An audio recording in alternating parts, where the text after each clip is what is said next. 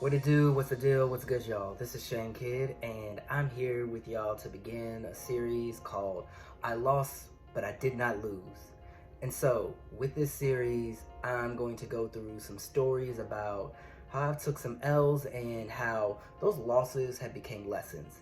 And I eventually turned those into ways where I do not lose. And so, I want to tell this very story that is near and dear to me, which is again, when my debut album came out, Student of Life, and how this review changed my life. And it was a negative review. And so the review was done by Marty, who is now known for the group Social Club. And back in that day, he was doing music reviews for this site called thesouth.com. And so he had some feedback to give.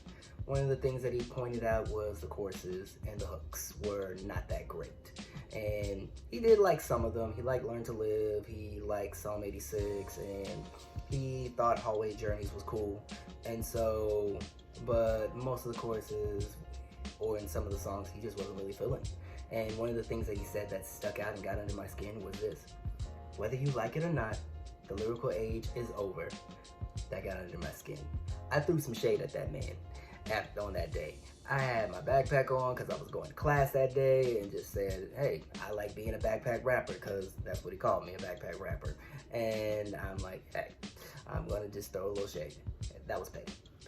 And so, but as I sat back and listened to what he had to say, I really got it, because it's like, for me, I wanted to flex and show I'm a lyricist, but even one thing, just recognizing like what Jay-Z said, you know, skills sold, truth be told, I probably be lyrically Talib Kweli. And sometimes that is not what's getting people's attention, and like recognizing that, you know, you can reach a lot more people in, you know, by, you know, simplifying things and by making yourself more accessible as an artist. Is like, yes, you can do the lyrical miracle and rapidy raps and all those things and flex and show off, which is fine. But also, you know, there's a skill in songwriting itself. And that was one of the things that Marty began to teach me and have me understand in that aspect of my music, because some of those choruses could have been better, like that he mentioned from Straight Fire could have been a chopped and screw hook. Steady Break could have had more soulfulness to it. And even like, you know, my beginning track, which is the title track, could have, you know, added a lot more to what I did. And some of the songs actually could have been cut. I kept songs that were older on there that I shouldn't have. That you mentioned they were dated, and I should have let those go.